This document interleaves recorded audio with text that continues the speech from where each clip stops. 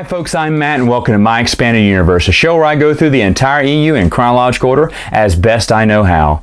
Folks, it's time to get to a novel, graphic novel, comic book novel called Star Wars Soldier for the Empire. Written by William Dietz, it stars Kyle Katarn as he goes after Dark Jedi Jarek and all his goons.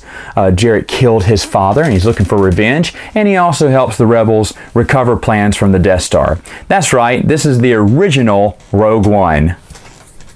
Now this book is also based off a video game, Dark Forces. In fact, I believe Dark Forces is the title. Never mind, I'm sorry about that. Dark Forces, Soldier of the Empire. Now, the video game was a first-person shooter, which was popular at the time, but in this case, you're a Jedi. You know, you can shoot with a blaster or get a lightsaber eventually. Now, that's a great idea, and I loved it. And I love first-person shooters. I played Doom and Wolfenstein all the time. Now the only problem was I played Dark Forces, I thought it was good, but I didn't think it was good as Doom and Wolfenstein. So I went back to playing those and stopped playing Dark Forces. Now I didn't own Dark Forces either, which was another reason. If I'd owned it, I'd probably played it more. But I did think it was a pretty cool video game. Now I'm not here to talk about the video game because I never played it all the way through. I'm here to talk about the book or graphic novel or whatever Dark Horse tried to pass it off of so as to avoid a lawsuit from Bantam. You see, Bantam had the rights to make books. Dark Horse didn't. But Dark Horse got a little smart and said, hey, you know what? We'll make a graphic novel that is technically a comic book in hardback form that has splash pages and all the words on the other side. So however they pulled it off, they did, and it was fantastic. When this book came out, I didn't know anything about it. I was like, what is this? Dark Forces from the video game? I didn't even know it was coming out. Now I paid a pretty penny at the comic book store that week because I wanted to have it. I read it and I thought it was pretty good. William Dietz is an established author who has done several other works of fiction, including a lot of sci-fi. So to give him the helm to create these stories is actually pretty good. And the fact that make a novel out of the video game had not been done yet.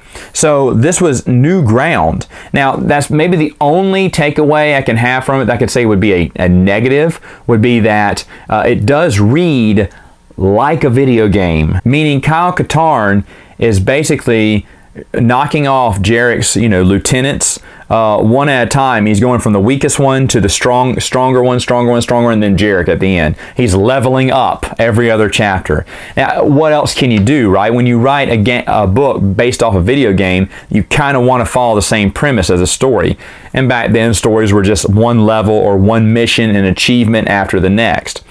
But other than that, it's actually pretty decent, and it's actually really interesting. It's easy to find too, and William Dietz, you may remember him, I've talked about him before. He actually wrote an entire novel that's completed for Lucasfilm called Escape from Daegu. Now, it's one of the top novels I want to read for two reasons. A, it never went published, and it was completed, 100% completed. Why? It's robbing the world of more EU fiction. But secondly, William Dietz is a known author in the Star Wars universe. I'd known him from these novels, these Kyle Katarn, Dark Forces, what would eventually be a trilogy, even though I didn't know it at the time.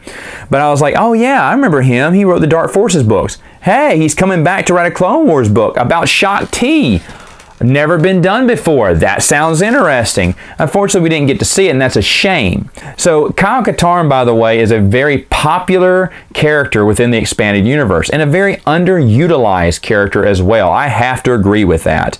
He and Juno Eclipse, everyone from the Dark Forces storyline, they don't get much love outside of these books. I mean, there's some mentions in other novels. There's a short story in Tales of Kyle Katarn. There really isn't that much. And it's funny because he had a huge following, and it would have been bigger, I think, if they would have put more spotlight on him.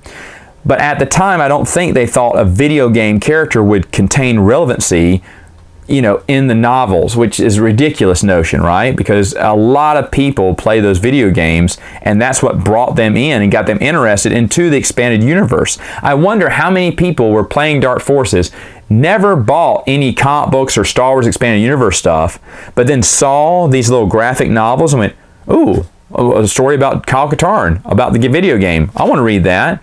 and then that's how they got in. Now, I haven't heard of anyone doing that, but surely there is someone out there who that was their introduction into the expanded universe.